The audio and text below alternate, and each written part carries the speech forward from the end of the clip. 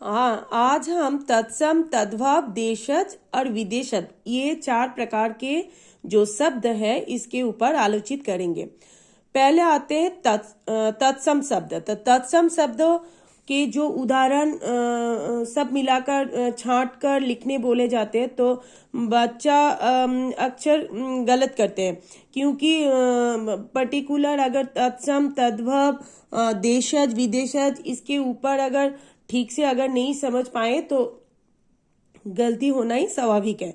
तो पहले आते तत्सम शब्द क्या है न। संस्कृत भाषा के शब्द हिंदी में बिना परिवर्तन के प्रयुक्त है।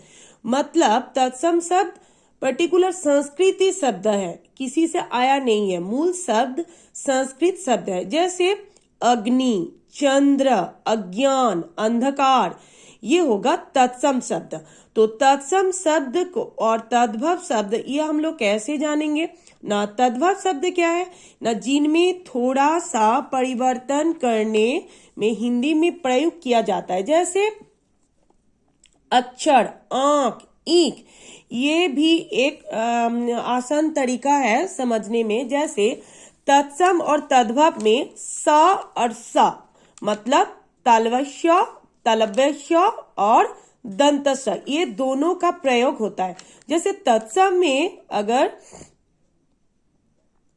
स होगा तालिवश्य तो वो होगा तत्सम, अगर दंतस होगा तो वो होगा तद्भव।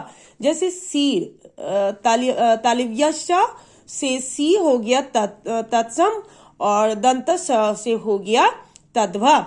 जैसे श्यामल, श्यामल से हो गया सामल। और दूसरा ट्रिक क्या है, छ और ख और छ। जैसे क्षमा, क्षमा क्या हो गया, क और स से मिलाकर हो गया, ये हो गया तत्सम, और ख और छ में जो शब्द आया ये हो गया तद्भव। ऐसे कोई उदाहरण है, जैसे रफला जो होता है, स के रफला और स, तो श्रृंगार, श्रृंगार से हो गया सिंगार, श्रृगाल, श्रृगाल से हो गया सियार, सावन, सावन से हो गया सावन। तो तत्सम और तद्भव।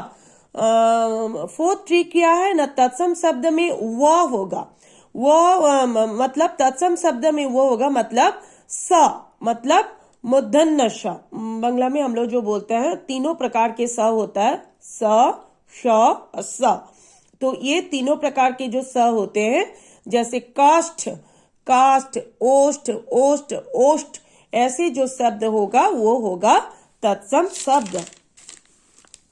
दूसरा शब्द क्या है ना, त्रय, त्रय या आधार पर र, अब तत्सम शब्द होता है। जैसे कृषक, री दो प्रकार के होता है ना, जैसे हम लोग नीचे एक री देते हैं और री देते हैं, जैसे ऋषि, री जो ये री व्यवहार करते हैं वो अगर शब्द आएगा तो वो भी तत्सम शब्द होगा।